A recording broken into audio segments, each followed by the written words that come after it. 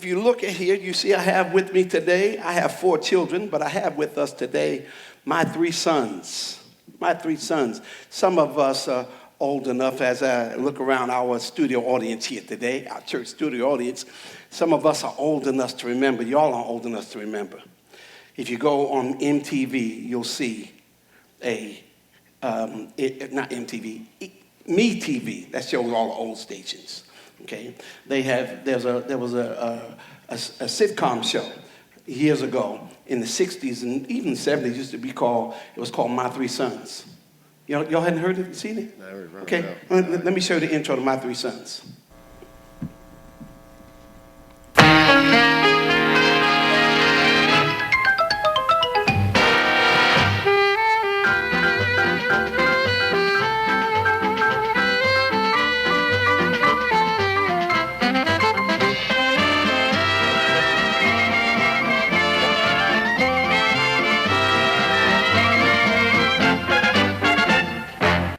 My 3 sons. All right, so these are my 3 sons here.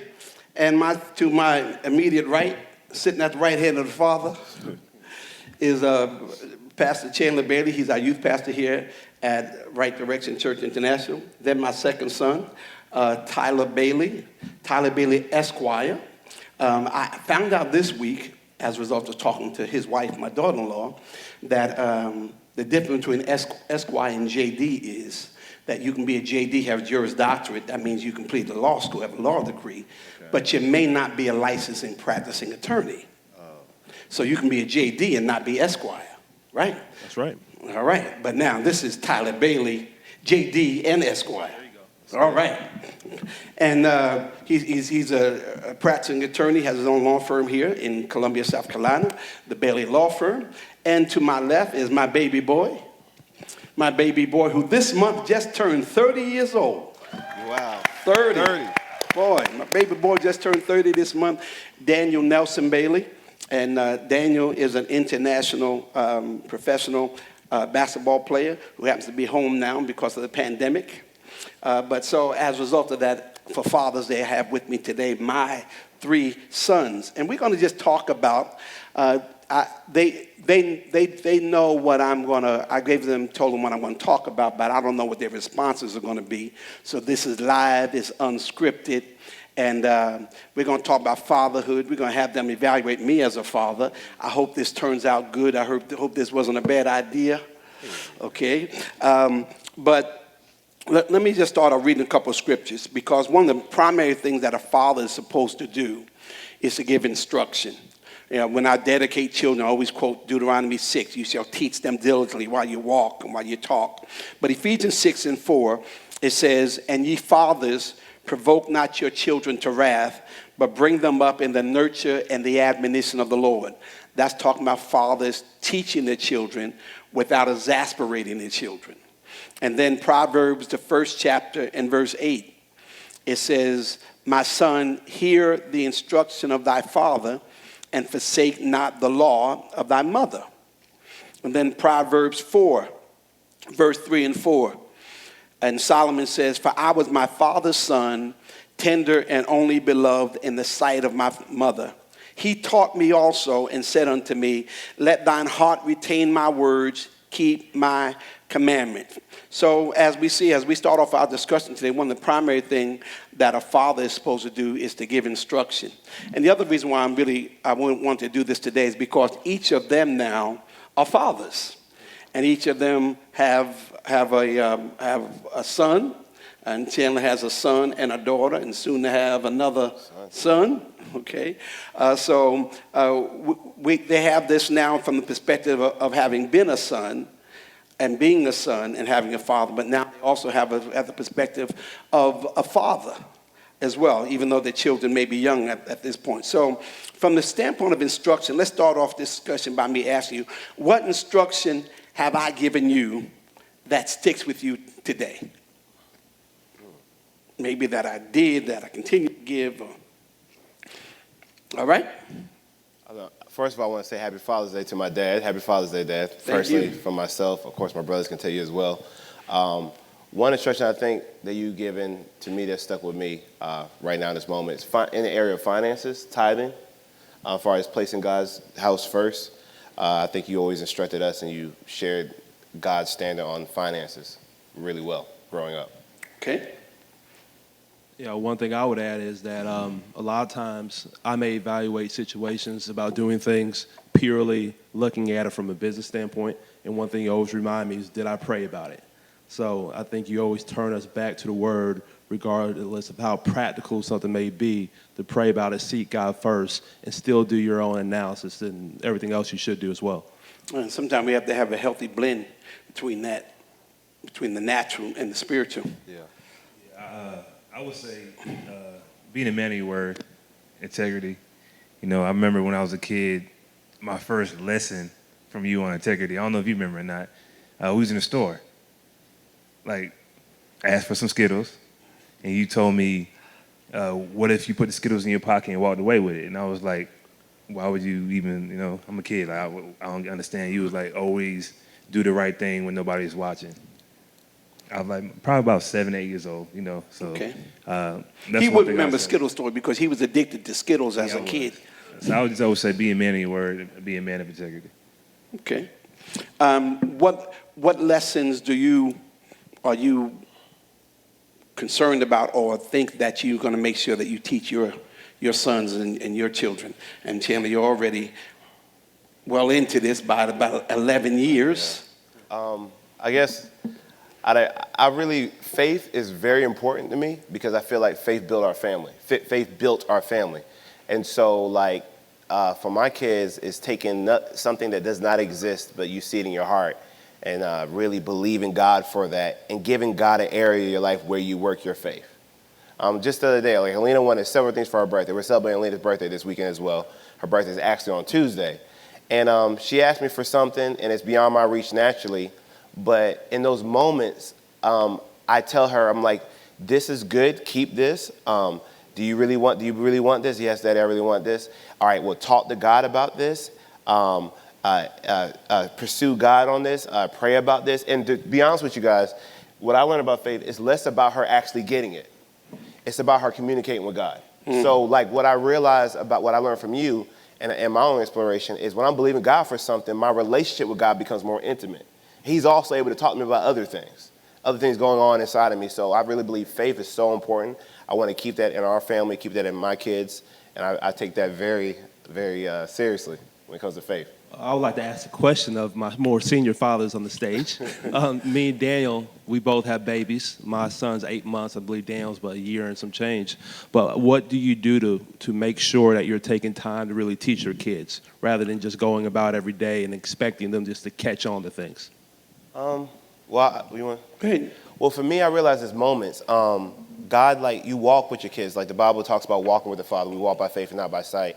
I think there's dad gaps. You'll see it in your kids. You'll be going through a day and something happens. You can tell it's a teaching moment. It's not as focus and sit down, even though you can do that. At 2 o'clock we meet and we talk about the principles of this. You could do it that way. But what I realized with my kids, they're both completely different in their wiring and their personalities, is that I have an assignment that's always in season for a space in their life, but it'll change. And if I don't fulfill that gap in that moment, so for example, Alina, it could be perseverance. She might want to quit something. Righteous, it could be fear in this moment. I remember occasionally, certain times when they were growing up, my voice was what they needed to hear. And it's inside of you. It'll come up out of you. Yeah. Banks, I don't know, y'all had the pleasure of meeting my son, but he's at the age now when I feel ain't no talking to him. He does his thing. He hears you, but he intentionally does not hear you. Yes. So he's the most ignoring little boy I've ever seen. I'm waiting until he gets to the age we can, have that father-son. Oh, yeah. I'm your dad. You my son. Listen to me talk. So hopefully that comes sooner than later. Yeah. That'll be good. The scripture that I quoted earlier is from Deuteronomy 6 and verse 6 and 7. It says, "And these words which I command thee this day shall be in thine heart." Deuteronomy 6 and 7, it says, "And thou shalt teach them diligently unto your children, and shalt talk of them when thou sittest in thine house, when thou walkest by the way, and when thou liest down, and when thou risest up. Yeah. So, I mean, what this really saying is saying that you make teaching the Word of God and teaching faith and the principles of the Word just part of your regular interactions. Yeah. So whether that's them coming from home from school and having a bad grade, and then you tell them how to use your faith, you tell them how to use their faith there, or whether it's about being mad at another kid and what they want to do to the kid and how you teach them the principle of God there. So as Chandler said, I think there's always teaching moments where you just are working in your faith and working in the principles of the Word. But now that's kind of the incidental, but I think you can also be very intentional about it. Y'all remember when y'all was little, we used to sit down and sit down and have our family devotions, and then we go around and we talk about it. And I read. I really wish I still had that book. It was a daily devotion book. It was really geared towards kids and families. And I would read the devotion and read the scripture, and then we would all around talk about it. So that's the more structured way. But I think even more important than that is the unstructured, is the day-to-day working it in to every aspect of your life. Yeah. Well, talking about instructions to your children, what are you really concerned that you make sure you give instruction to Banks about? Well, my Daniel Jr. has about 4 names. Y'all just pray he's not confused. Okay, his dad calls him Banks. I call him DJ. His name is Daniel. What's the other one? Leaving out one. Reed family call him Lil Dan. Lil Dan. Okay, he even got a rap name, Lil Dan. Lil Banks. I said, what are some things you want to make sure that you, as your son and your children grow, give them instruction about? Like I said, I would say, like Chandler said, being a family of faith, growing up in the Word, I think is very important. Now more than ever, especially with everything that's going on today. Like I said, we grow up, become older, become a man, and you see the characteristics of yourself into your son. So I just want him to basically just, grow up, be a man of faith, be a man of his Word, and just, through his day-to-day battles, just be just stable in who he is as a man. I think one of the most important things also that fathers do, either unconsciously or consciously, is modeling. A lot of people, hear a lot of people talking about mentoring. We need mentoring. But I think what we need even more than mentoring is modeling. Being that person that you want your children to be. Being that person that you want those you have influence over to be. That's modeling that. Paul put it this way. He said, the thing that you have seen and heard in me, do. And the God of peace will be with you. He says, so Paul was able to say, if you want to be blessed, do what I do. Live the way I live. And I think all of us as fathers, that's how we should live our lives. Yeah. We should live our lives. And I think it's very confusing. I think it's very confusing to, the world has this thing of saying, well, you can't do that until you're grown. Can't do that till you're 18. To me, that whole, I grew up with that. Yeah. That's very confusing to a kid. It's like saying, okay, this is sin, but you're not old enough for this sin. Yeah. So I think you need to be conscious of that what you're modeling, it's hard to explain to a child, well, this is wrong for you, but it's not wrong later. So I mean, how you work that out, you work it out, but I'm always very conscious about that. Let's talk a little bit about the advantages of a father in the home, because unfortunately, many of our African-American men have not been raised in homes with fathers or by their fathers. When I went to do some research on this to get some latest stuff on this, I wanted to see if the ongoing statistic that we've heard for many years is still true, and that is 70% of African-American children are in homes without their fathers. Okay? But as I went to look at that, there are African-American writers who are trying to defy that statistic or say that's not really the truth and give another twist on it. And they're saying stuff like, well, just because their father's not in the home doesn't mean that a father's not in the home. And they're also saying that just because someone isn't raised by their father doesn't mean that the father is not contributing or still involved in their life. Y'all have friends who are fathers who are not married to the mother, but they're still involved in their lives.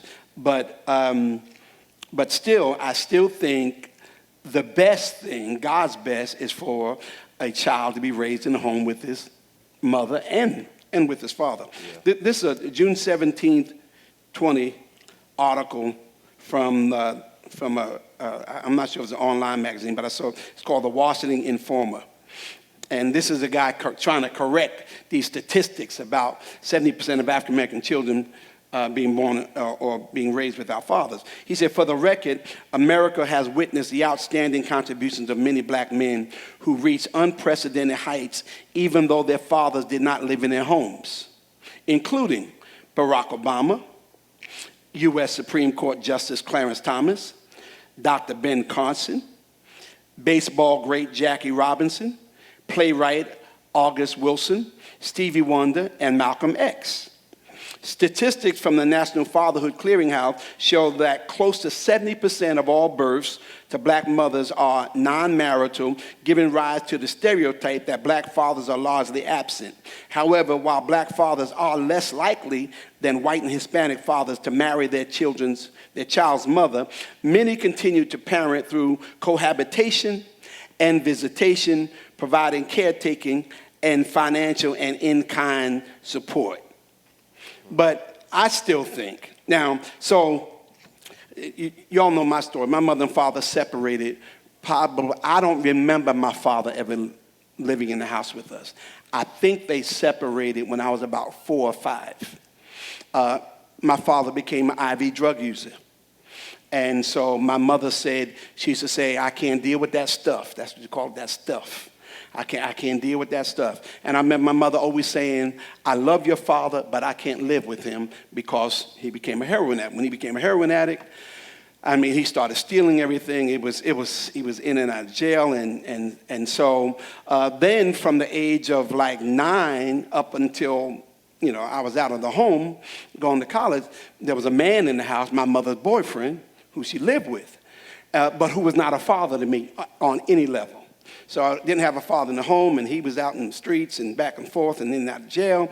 Then a man was in the house, and he wasn't a father to me at all. I think he had an opportunity to try to be a father, but he had no interest. Maybe the fact that he was 10 years younger than my mother, maybe that was part of it. But I mean, from your perspective, from what you know, from your own experience, and what you're seeing even with some of your friends, what's your thoughts about that, about advantages and benefits of having a father or disadvantage of not having a father in the home? I think it's clearly an advantage if you have a good father in the home. One, because children get to see your dad every day doing good things, even if it's little things like telling them good morning, asking them how school went, sitting down, helping with their homework. But I will say that just in my work, I've seen situations with bad fathers in the home, which some of these kids would be better off without the father there. So if a father's coming home drunk every day, cussing out the child's mother, abusing the children and the parent, then I think it's clearly off the table. So just giving just some credence to fathers who may feel like they're not able to be a good parent to their children because they don't live in a home with them. I think as long as you're present, you're truly present, and you're doing everything in your power to raise your kids every day, that's important. We were blessed to have a dad like you who was always present in the home, doing the good things, disciplining us when we need to be disciplining us, encouraging us when we need to be encouraged, and always being present and helping. But fathers everywhere can do what they should do as fathers. But also, of course, there's clearly an advantage of having a good father in the home every day. Okay.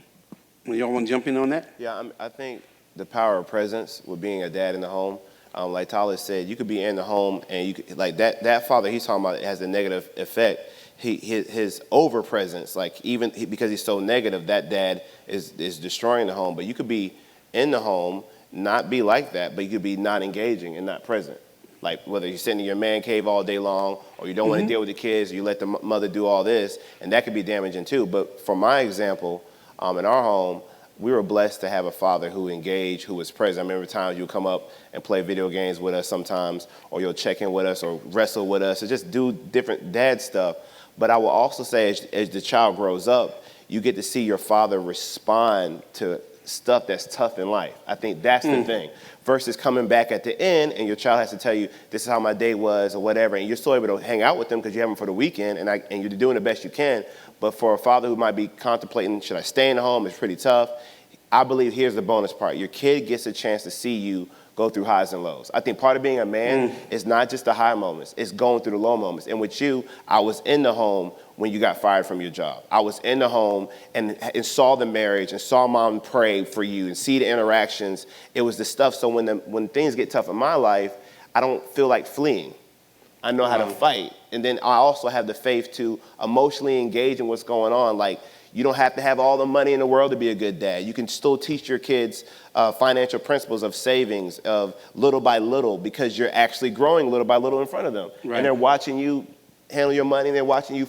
It's tough sometimes, or they're watching you do what best you can with the means that you have. But I think those are the things that kids really need from dads in the home.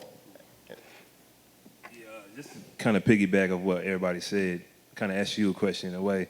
So looking at the statistics, 70%, you had Uncle Scotty, Bishop Bailey, but at the same time, like you said, he wasn't in the house every day. You saw him at the moments that you saw him. We saw you every day. You didn't see your father you pretty much did it on the fly. So my question to you would be, I hear stories in church. You said one time he thought that we would be better without you. And you growing up, that's what you saw. Your father might have thought, you know what, they'll be better without me. Yeah. So how did you manage to deal with all of that, what you was going through in the natural, in your spiritual life? You're talking about as a father? As a father. And see that go up, just leave him, Yeah. How did you fix that for us? What he's talking about is, one time, I was working every day. I had started in my professional career as a claims adjuster, but we just didn't have enough money. And and I had bill collectors calling, and I had student loans, and I had all this pressure. And then we were living in let me see, how many kids we have in the house? I think we had 2 or 3 of y'all in there in a small place. If I felt like the walls was closing in on me. And I remember coming home one day and Mom said she remembers, I used to come in, I would sit in the driveway and just be in the car for a good while by myself before I came in the house. And I remember, what I also know, I know those were demonic thoughts. I know that was the devil saying, you might as well just leave here. Your family, those kids, they'll be better off without you. So what that did do, it helped me to sympathize and empathize with men who may be under pressure, feeling like I'm inadequate to take care of my family. But because I was spiritual enough to have a prayer life, I knew those were demonic voices, and I knew that wasn't the Spirit of God. And so I had to have a prayer life. I had to ask God to help me. I had to ask God to strengthen me. And then I had to believe when I got a hold of the word of faith. When I'm talking about the word of faith, which is that God is concerned about me. He wants me to prosper and be in health even as my soul prospers. When I got a hold of scriptures that said the Lord will increase you more and more, you and your children. When I got a hold of the scripture like the one I just read for the offering, that when Abraham was old, the Lord had blessed him in all things, I really started realizing that my life is a continuum. That just because this is how it is right now doesn't mean that's how it's always going to be. And I just really started having hope and anticipation and expectation that my future was going to be better than my present. And I had to just keep on going. So even the whole concept even of suicide. The reason why a person commits suicide is because they're so caught up in whatever they're going through right now that they think it won't get better. And so to any dads that are out there, particularly men of faith, you can see me now. You can see where my family is now. You can hear us where you got a son who's a professional athlete and a youth pastor and an attorney, and I got these little rugrats, and they just, well, that's where they are now. Yeah. That's where and you have to trust God and know that if I stay doing the right thing, that God's going to increase me more and more. Then I also got hold of this. When I started realizing this, what I have to do is what I'm supposed to do. What I mean by that is that, so faith says God exists to do what I can't do. Yeah. That's what faith is for. So I really got to the point, once I realized, okay, I'm working, I'm maximizing my potential, okay? I'm managing my bills at this point to the best of my ability. Well, God got to take care of the rest. So then I mean, it took a lot of pressure off me, even with the creditors. So that's when they started calling me. Well, are you going to get a payment this week? No, you're not going to get a payment this week. I'm going to pay the rent this week. Well, what about next week? No, I got to pay the car payment next week. You won't get one next week either. Well, what about the week after that? Well, listen, you agree with me and you pray, and I agree maybe we can get the payment the third. But really, I got to the point of realizing God's got me. As long as I'm doing what I'm supposed to do, God's going to take care of what I can. And my faith took me through all of that. I know that sounds real deep and spiritual, but that's the truth. No, what you're saying is so good, because I think part of being a man is dealing with those pressure points, and you either react to them the right way, which can send you towards the right path, or you can react to those pressure points the wrong way, and it sends you to the wrong path. Whether it's suicidal thoughts, whether it's criminal activity, whether that's whatever, just anything that can lead to something wrong. And I think, like you said, having faith is so important to being a dad. Because you have all this responsibility in front of you. And if you're a Christian dad, you have different values. So of course you value your wife and you want to do certain things for your home because you're looking at the biblical side. But all that pressure, I can't imagine if I didn't have that model in you. I remember calling, and I don't know if this leads later on, but I remember calling you a lot of, like, not just child correction, but I remember calling you in my early 20s, and then sometimes even now, I hit you up when I need you. I sometimes feel bad. I'm like, man, why don't I call from something else? But I call you, and I was like, Dad, I just feel like every day is pressure. I remember calling you about something. I was like, this man pressure, or asking for prayer or texting. And I realized that this thing doesn't shut off. It's forever. So if I don't change my perspective on finance, if I don't change my perspective of this fight every day, of you're always going to be needed in some area. It broke, you didn't do it, but you got to fix it. And then choosing, do you want to fuss about this being broken and waste all your energy and time doing that, or do you need to fix it? And then it's just so much going on. And I'm like, I could not do this without my faith, because that pressure is And then when you fix it, nobody tells you thank you. Yeah, no one tells you thank you sometimes. Yesterday, I had to put a bunch of stuff in my attic, and my house was built in 1906. It's an older home. The attic had to be 150 degrees in there. So I'm up there sweating, clothes, shirt off, and my wife's just walking, having a regular day, and I finished. I'm like, did you not realize I've just been working in the attic for the last 3 hours, pretty much? But I think it's important, too, for especially young fathers. We were talking the other day. I think young fathers, young husbands have separate challenges these days, because people are waiting later and later till they get married, and to when they have children, that you can have a set of friends who really don't understand what your role is now in your life, where your priorities should be. So even though they're genuine friends, but they don't understand that, hey, after I get off work, I check into my second job as a father in the house. Okay, so when you're calling me at 11:30, at 12 o'clock at night, like, and the phone rings, my wife either it's an emergency or something crazy happening. So I think it's good, especially our church, we have man-to-man, for young fathers and young husbands to be connected with other brothers who are doing the same things that they're doing, have the same goals that they have, and who value the same things. Because if you don't, on those tough days when there's pressure, like Chandler mentioned, it's easier to stray off the course that you should be when some of your friends don't really understand where you need to be going. Not having the same values. Yeah.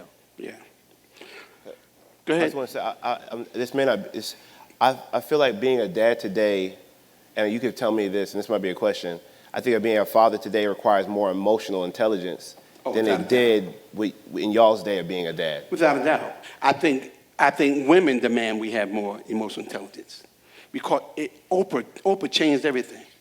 It's Oprah's fault. It's Oprah's fault. Yeah, Oprah changed that. When Oprah came on television and started talking about your feelings and all this kind of stuff. Yeah, but yeah. but seriously, I have said this even to man, that the day is over for, so historically, and some of them going back ancient, a woman married a man to have a man provide for her and take care of her.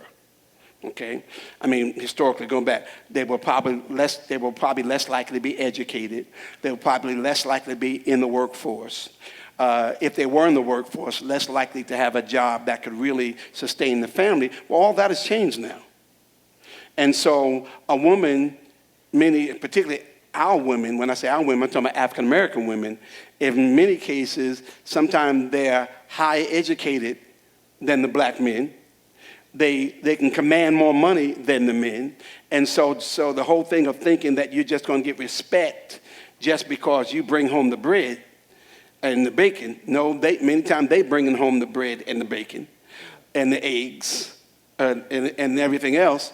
So it demands of us to do more, even though being a provider is a very big part of being a father and a man and a husband. It demands on us to be able to be intimate with them, and I'm not talking about sexually intimate. I'm talking about talking to them, the Bible said dwelling with your wife according to knowledge. It demands more of us other than just our, our back. I'm looking at Sister Harry here, your Jeremy said one time, I was looking for some younger brothers. I said, we need some young brothers around here to be deacons.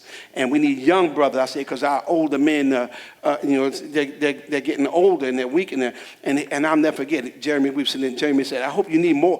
He said, we just not going to volunteer just because you need a strong back. Sound like what he said. So, brothers, we got to do more than just have a strong back. Yeah. We do need to be able to have emotional intelligence and meet emotional needs. Talk about that. How are y'all navigating through that as younger husbands, having to deal with emotional needs? I would say, and let me say this, and you may not have been the best trained for that because I wasn't the best at that. Yeah, I would say it's kind of funny because Mom always says to me, like, you remind me, and everybody in our family had this old notion that I don't talk about anything. It's just our imagination. I don't know what they say. They say that Daniel doesn't talk. So somehow, Bree heard y'all say that, so she picked up on that. And she thinks I don't talk either. I don't know. I talk to her every day, all the time. But I'm even as a husband, I'm learning to be more vocal, be more vulnerable. I say, because I used to think that talking means you being vulnerable, but being more vulnerable. But even as a father, when we first had Banks, we was in Charlotte. We had a whole ordeal with the pregnancy, but they gave us, they walked you to the car, and they give you a baby, and it's just like, bye. And I'm like, oh, wow. You know what I mean? First you're in the hospital, you got the nurse, come get him, and I'm like, okay, we just got to go home with him now, and do what? And us being away, it was really just like us. So, I had to learn to just, I could sit there, grind, just put my boots on and get up in the middle of the night, fix the bottles, especially, when she's recovering, just being there, being vocal, being more, just, I don't know the right word to put it, just being, present. And intimate. Emotionally present, yeah. Emotionally present. Yeah. Yeah. And I have to honestly say, where y'all are with young children, y'all have far exceeded what I was doing. And I was just grinding, trying to get the bills paid. I was working hard. I was working sometimes 50 and 60 hours a week. And so, for the most part, all the care of y'all, for the most part, was on your mom. I'd probably be the same if we were popping up back to back like the way we were coming out. I mean, you don't have time. You're trying to care, but they keep coming. I'm going to work. Yeah, it's nothing to care about. You got stuff to do. I get it. Work is honestly, I tell people, especially young parents, other young fathers, work is the easy part. At home is the tougher part. That's the real job. You say coming home? At home, work is easy. For me, I have a million clients calling. That's easy. I can go to court. No, going home is where it's real. What's really challenging. That's where it gets real. Yeah. But I tried to do my best in, being there emotionally. I think these days, men, like you said, husbands these days, the old gender norms is out the window. Yeah. Until somebody kicks in your door in the middle of the night, then the man needs to go downstairs. Right. But you have to. I try to be there and listen. The real big thing is listening and looking like you're listening too. Show me how to do that. Just look in their eyes and answer the questions when they ask them. But for me, it's difficult too because I like people. I mean, when I'm arguing or in court, you want to lead with the direct point and then go to everything else. A lot of times, my wife, she likes to talk about everything else, She and talks then in circle, and then 10 minutes later, she gets to what she wanted to ask. But it's really just making sure that I'm there, I'm listening, that I understand what she's going through, or how I can help more, and just trying to do my job at the house.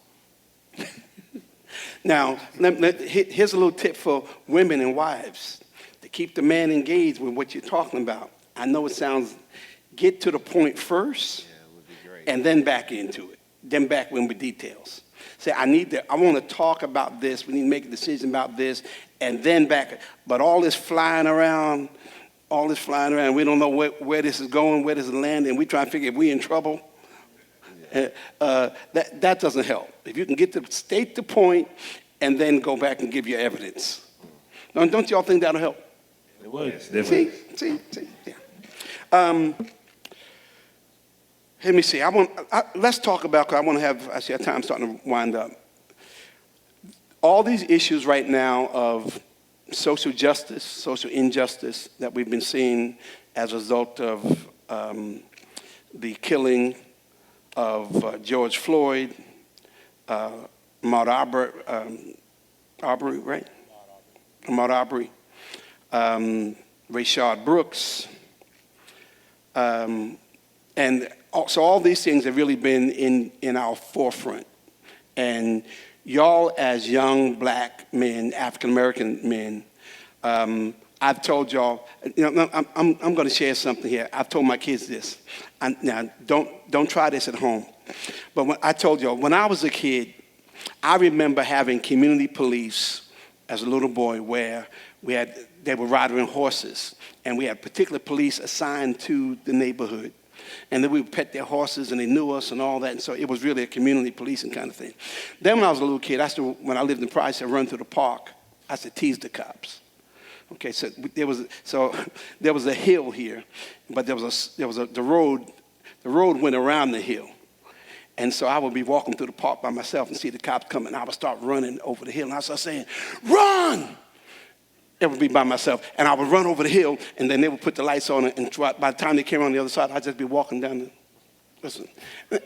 and I would just tease the police. Now, don't do that kind of stuff today. Can't do that today. Okay, I'll be honest with you, I have not had, other than being pulled over for a ticket or being pulled over, I have not had a whole lot of negative interactions with police. But I know it happens. And so with everything that's going on, what's your thoughts about that? What's your concerns about it? What's your concerns regarding your sons and your future children? Well, I guess I can go first with this one. It's different. I mean, I realize we have a responsibility to teach it, and how successful your home is or your family is, I think you even have a more role to teach this, because your kids can be farther away from it, at least they think they are. And what I realized with my kids, because they're able to go to a school in a suburban area with other cultures growing up and predominantly white communities, they can get enriched in that thinking. And really, there's a thing going on in our black community, and they may be sort of safe for now in their minds. And so I took a responsibility now to start, not trying to shine light on color, but, asking questions and teaching them that, things do happen. I had a chance to The Hate U Give. It's a movie called The Hate U Give. Y'all heard of it? Yeah. I hope I wasn't a little too early, but I fast forwarded, but I let them watch certain scenes with the police officer, and I explained to Alina some stuff.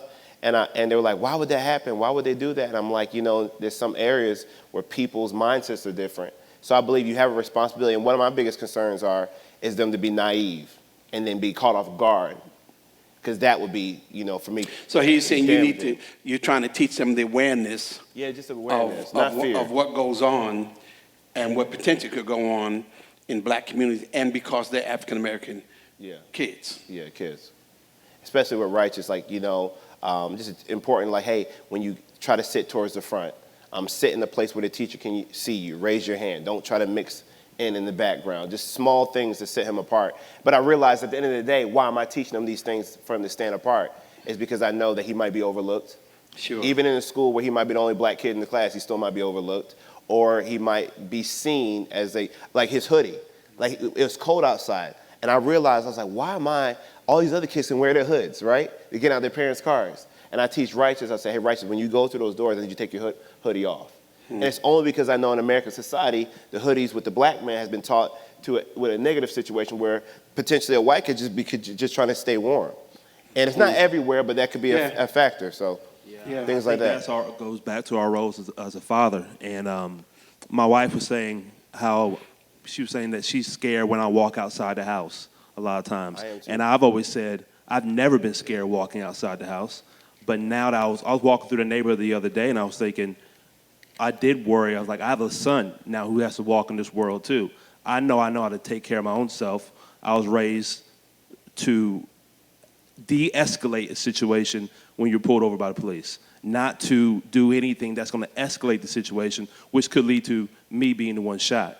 So, you taught certain things, hey, how you doing, officer? Roll your windows down. Can you reach, do this? Staying calm. I knew all those things. And I think that now as a father, I was like, wow, I got to teach my son that and hope that he listens to what I say and he's able to survive here too. And a lot of times I think what I see in these videos too, you have a young African-American man trying to make his point then. And a lot of times you can't make your point Talk then. about that from a legal perspective. From a legal standpoint is officer's doing something wrong. You know that he probably was racially profiling you when you were stopped. You know you did nothing wrong at all, so you're angry and upset from the start of it. And so that can lead to interaction where you're more aggressive with the officer. You're not inclined to listen to the answers. And then from there, the officer who's already a dunamis power, I'm the officer, I got the steel, I got the brass type of person. Now that's a deadly situation waiting to happen. And so what I believe is a lot of times is just make it through. Hey, I know that's wrong, but get your ticket, challenge it later. Go see a lawyer or whatever it is, get back to your family. Don't worry about winning this one-on-one fight with the officer right now because you're going to lose that fight, regardless if they were right or wrong at that moment. So I think right now it's just black fathers, we have another generation of kids to raise. We don't need to be naive and think things are going to be different because you probably thought, civil rights era, and then we get to the early 90s, you probably thought raising your kids in this time is going to be different, but we're seeing the same things happen over and over again. I'm going to be optimistic about the future. So you don't think about in the next 10 years it's going to be different? I hope it is, but I'm not going to assume. I'm not going to assume that the officer is just going to be some great officer and my son is not going to raise his voice and everybody's going to be kumbaya peaceful. Because I think what you're seeing is generations of kids who didn't have the structures that we've had, who've done nothing wrong, and they're the ones who are dying. And at the end of the day, I want my son to survive. So I want our world to get better, but I'm not going to assume it's going to get better. It's upsetting, I said it to y'all before. I've been to a dozen different countries, and dealt with police all around the world. And then you come home to Columbia, South Carolina, Irmo, South Carolina, and you're judged.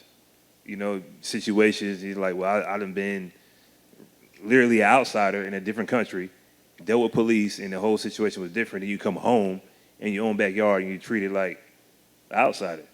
So, looking from that standpoint when you're raising, like I'm looking at my son growing up, it's upsetting to know that you did nothing wrong, but possibly I used to say you're guilty until proven innocent. It's like you pulled over, I got to show the cop that, hey, I really am innocent, not that I'm innocent, maybe I'm guilty. I've been in a situation with police and just pulled over for a speeding ticket, and the cop was like, hey, what you doing here? I'm like, Our old neighborhood. I live here. Oh, no, you don't. I'm like, yes, I do. Oh, let me see your license. Can you step out of the car real quick? Like, why I got to step out of the car at 16 years old to show you my license? Yeah. Or have you been doing drugs, or is there marijuana in the car? And it's tough. I mean, that's why I think a spiritual life is important. Yeah. Cause you gotta Tell us share about what happened with you in college. Oh, well, some of my teammates, white teammates, Caucasian teammates, they called us. They got into a situation at they was at some party. I was actually asleep, so they called me like, "Hey, we need you to come get us." So me and two of my other teammates get in the car. It's wintertime. It's like January, and one of my teammate from Fayetteville, to this day I know he didn't like the cold weather. He always wore a ski mask, literally around campus. Like he was cold, he put a ski mask on, like covering from right here. So we get in the car, and we was gonna go get him, but they called us back and said, "Hey, like you need to come get someone." We turn around. Next thing you know, get pulled over by police. So the cop gets out of the car and he was like, "Hey, where y'all coming from?" And I was like, "I'm about to go get some of my teammates. We was finna go back to campus." He like, "What school you go to?" Like, "We go to Queens, Robert Street." He was like, "I'm gonna need to see your student ID." And we was like, "Student ID? Like, we're not even on campus. I got my license." Hold on real quick. Next thing you know, 4 other cops come. He was like, "Hey, y'all guys, we need all y'all to get out of the car. We need to search the car and search you." At that point, I knew, like, there's no point in just not letting them. I mean, I didn't do anything wrong. There's no point in not letting them search the car because that can even further escalate the situation. So we get out of the car. Immediately, they put all of us in handcuffs and put us in the back of the car. And the cop was like, "Y'all are matched, something, blah, blah." And literally we waited in the car for an hour, and they brought another person to come. And the guy was like, "Nah, we don't know who they are." And it just, "Oh, sorry, let us go." Get back to campus 4 in the morning. And it's just, at that point I realized, like I said, guilty until proven innocent. And like I said, it's hurtful. Yeah. To go through that at a young age, a college student, Robert Street, is like, it's hurtful. And now, thank God, they have body cameras. When you were in college, they didn't have body cameras. When I was at Hampton once, I was driving back the campus going from campus to my apartment late at night. Had an officer pull me over, and I don't know what happened, but he said, "You think you're hot stuff, don't you? That screen in your car." He pulled out his gun and said he'll take it from me. And of course, I was shocked, didn't know what to do, stood there for a while. He ends up letting me go. Nowadays, if an officer pulls over somebody, there's a body camera, so it's going to catch all that. But, I mean, I gave my license registration. I remember calling you late that night, probably like 2 o'clock in the morning. And I was crying. I was very upset. I'm even getting upset talking about it right now because I really don't talk about it much. But, I mean, so many black men have experiences like that. And, I mean, I'm happy we have body cameras now, which really encourages officers to act like somebody's watching them.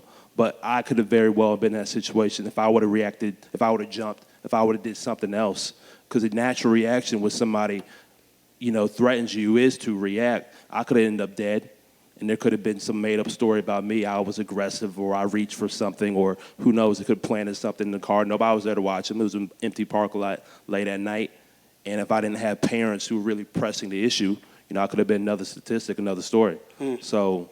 And my worry is, I realize it doesn't matter how fluent you are, how good of a kid you are, what background you come from. If you play sports, the least of us, or in society, as they say, or somebody who's rich and affluent, at the end of the day, you're a black man or a black kid in the car or on the street, and we need to teach our kids to be prepared for that situation when it happens. I think that's probably the biggest and the most hurtful thing that young black men experience, particularly when you've been raised, you're doing the right thing, you've gone to college, you've gotten your degree, you're doing nothing wrong, and because historically, our parents told us, they told us education was the key.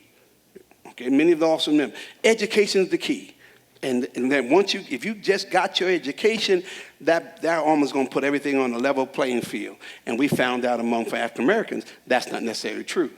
Because sometimes it doesn't matter what your degree is, how affluent you are, at the end of the day, you're still judged as just another black man and whose certain assumptions being made. One of the funny things, not funny, is we can look back funny now, it wasn't funny to you. Remember you got accused of stealing a bike on campus? Xbox. Xbox. Yeah, somebody literally broke into a dorm, and they went to the campus police. They had the poster of the basketball team up there, and they pointed at me and said it was him. They said Just picked him off the basketball. They said I jumped in the window, stole his Xbox, and jumped back out the window, got on a bike. I knew it was a bike in here somewhere. And rode off. So I get to practice. We used to practice at 6 in the morning. I get to practice around like 5:15 in the morning, and there's police waiting for me at the locker room. It was like, hey, where were you last night? I'm like, first of all, like, it's 5:15 in the morning, I was asleep. I had practice. And my coach was furious, And it's almost to the point, I'm just like really? Like, I'm breaking in dorms, and by night, practice early in the morning, So, like, I mean, but, like... The Queen's Bandit. Right, I've been struggling with it now. It's because it's almost like, I'm 6'5", I got tattoos, this is me. This is my person. This don't make me a bad person or fit the description. This is how I like to present myself. But even with the mask, it's like I'm not comfortable wearing this mask in public places. And then I started thinking like, well, why do I not have to be comfortable? Like the society has made me uncomfortable with myself in certain situations. Yep. Do you understand what I'm saying? Like you're saying you're not coming because I put this mask on, now and I walk in the store, and I'm just like, man, I don't need this black mask on walking in. I'm in Chapin, South Carolina, walking in the Publix with this mask on. Yeah, that's you see what I'm saying? Like, I really don't. Like I mean, I wear it, but I've struggled at first. I'm like, nah, I don't want to wear this mask. I don't want to. Sometimes I don't want to walk in. Period. Yeah. So now we got the dilemma of doing what's safe for you medically and health-wise, still being conscious of what that means socially wise. Yeah. Like you said with the hoodie, like I like to wear my hood. I even do it in the house. I wear my hood on my head. I don't know why. I just mean it's why I'll be cold, So like you say, take it, but I'm just like, but why do I have to do that? Why can I have the same? Why do I have to play the system for my good? Why is there a system that works against me? Why I go the extra mile to say, hey guys, I'm not a threat.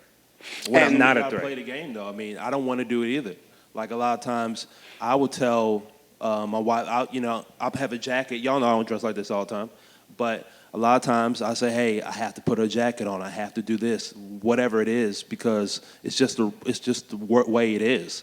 And unfortunately, a lot of times I think that's the conflict of knowing something's wrong and having to play the game anyway. And at the end of the day, we just have to play the game. If you want to win, you have to play the game. And that's what I'm going to have to teach my son. It's wrong, it sucks, but you got to do it. Because if you don't do it, then you can end up dead. And the people who are at a certain level, they're there, we're here in Parker. Dad had to play that game in Jersey City. He had to do all that stuff, deal with racists in the jobs and all that, so we could sit up here and have this conversation today.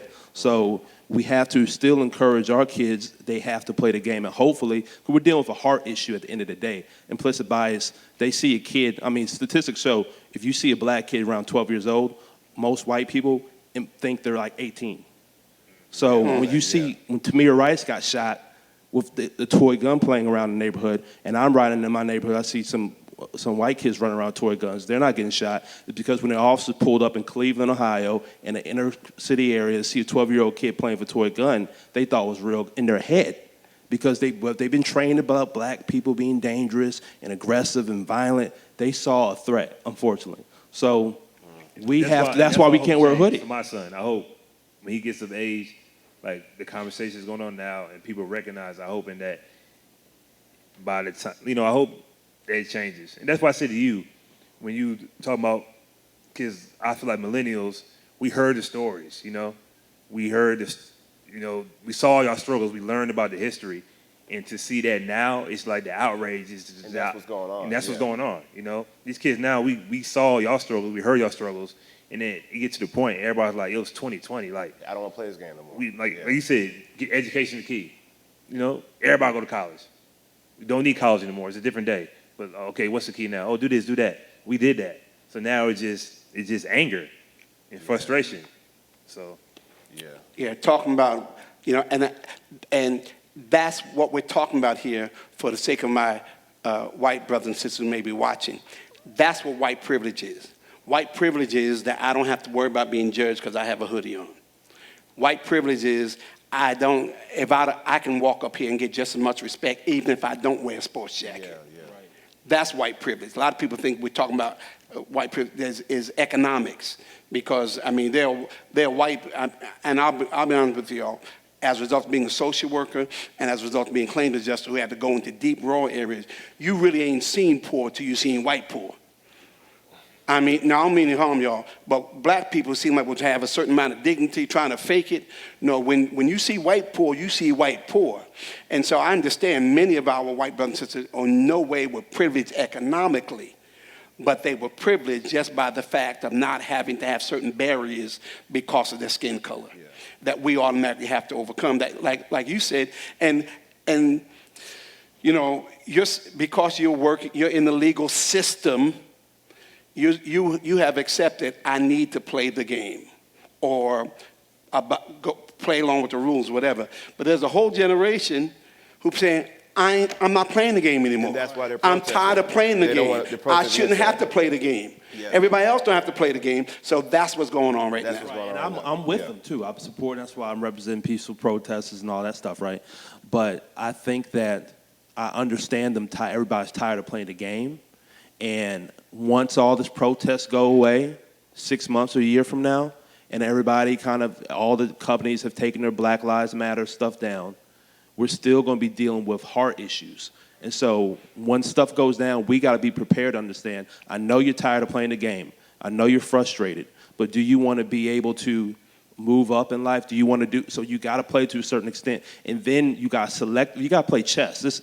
Everything's not checkers. You know, you got to be selective of when you decide to, call somebody out.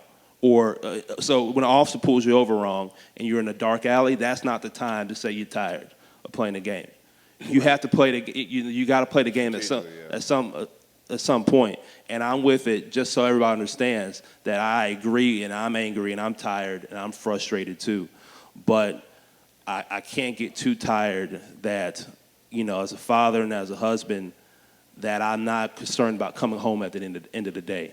And I got to take care of my house. I think that's what you told, a personal responsibility of us taking care of our houses. We have to take care of our houses as fathers, as tiring and frustrating as it can be sometimes, especially as black fathers. We're dealing with a whole host of other things. Not only are we a lot of times trying to support our own families, we're trying to go out into a predominantly white world, and you still have to deal with all of those issues as well. And then you got to come back home and be there emotionally, right?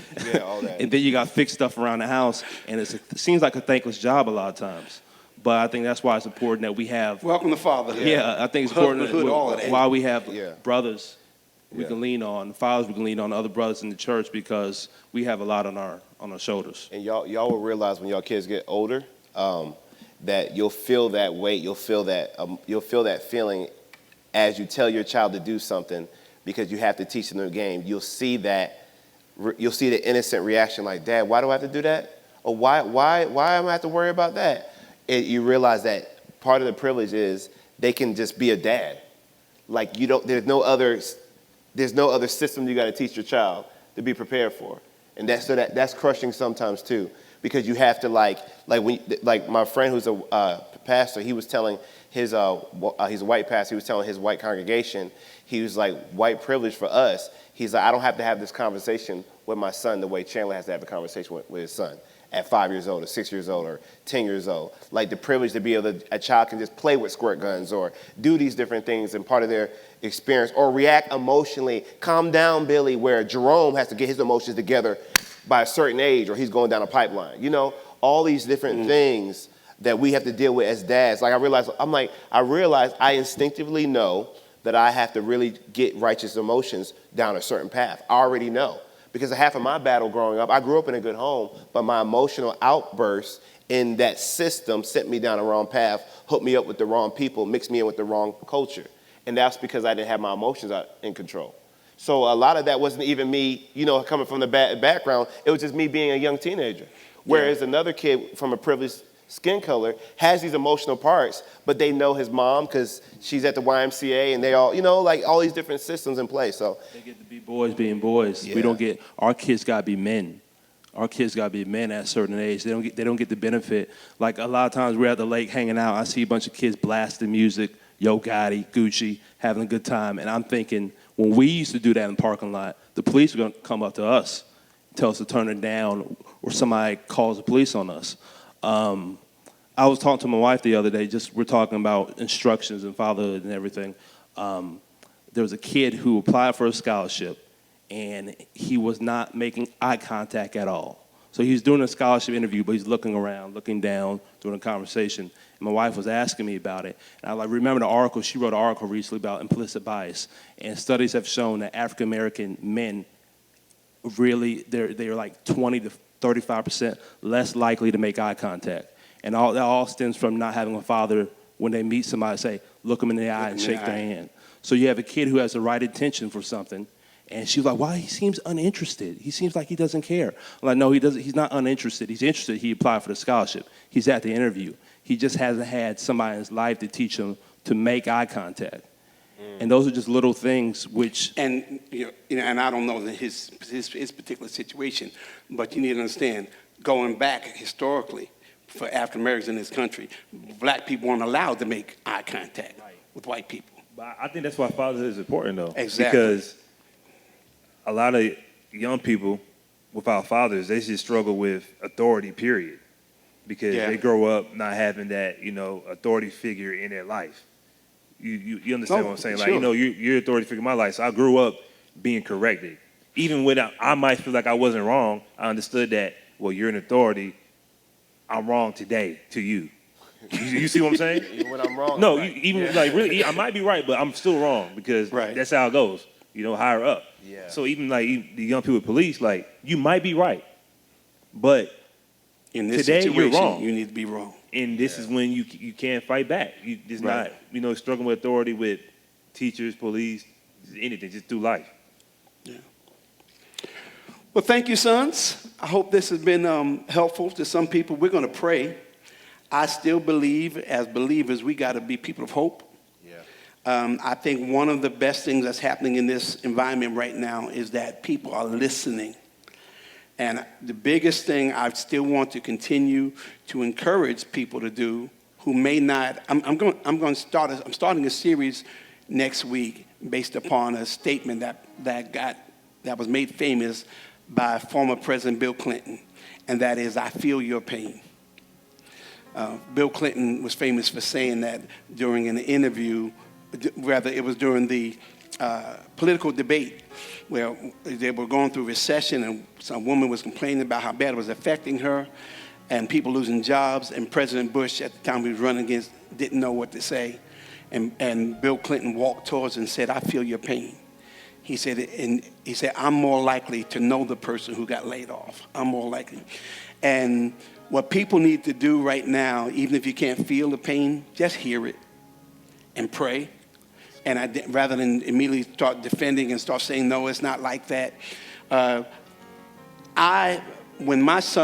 When you called me that night, what you experienced from the police officer pulling the gun on you, 2 o'clock, and I remember you saying, I'm in college, Dad, I haven't done anything wrong. I don't have any drugs. I remember you were very upset.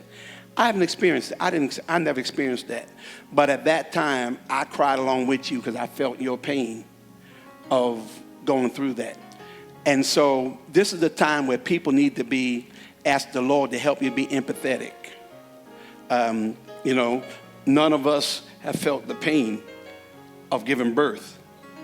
Okay, but we've been with our wives and see them going through the pain. And so we do the best we can to hold our hand or rub them or try to say something. We're not going to feel that, but we can be present with them in it.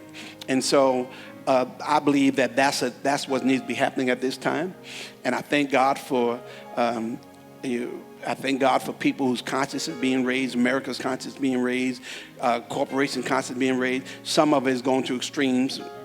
As somebody said, now we're entering silly season, okay, where pretty soon they're going to be changing the colors out the Crayola. You can't say midnight black in Crayola color anymore, because everything's being interpreted as racist, and so people are on the edge. I believe that there's a blending of all this, and so we believe God that things gonna get better. I believe God things are getting better for y'all. Things gonna get better for Righteous and Alina. Things are gonna get better for Tyler Jr. Things gonna get better for Daniel Jr. We're people of hope. That's what we do. And we keep believing and we keep working. We got to do, and we got to know that our labor is not in vain. Let's pray. Father, we thank you today. Thank you for the privilege of being fathers. Thank you for my sons. Thank you for my sons' sons and my sons' daughters. Father, we pray for every family today. We pray for every father today. We declare that every father has the wisdom of God of knowing how to raise his children in the nurture and the admonition of the Lord. That those who are husbands know how to dwell with their wives according to knowledge. And Father, when we can't go to anyone else, I thank you, Father, that we can cast every care on you because you care for us. So thank you, we have what it takes to father, to lead, to administrate in our homes, to give direction, instruction, and correction during this time. Father, we pray for this nation, every state and federal and local branch of government, for all those that are in authority, that righteousness will prevail, that justice will prevail, that the church of God will do our place to do justly and to walk humbly before our God. So we declare in the name of Jesus that racism is decreasing, discrimination is decreasing, the love of God is being shed abroad from heart to heart as men and women, boys and girls say yes to Jesus. It is our hope. It is our hope. Your word says that we have hope only in this world. We have all men most miserable. We refuse to be miserable. What time we're afraid, what time we're concerned, what time we're fearful, we will hope in God. So we thank you for being the lift of our head. Thank you for being our sustainer, our joy giver, our mind regulator, and you keep us in perfect peace as we keep our minds stayed upon you. In Jesus' name, amen.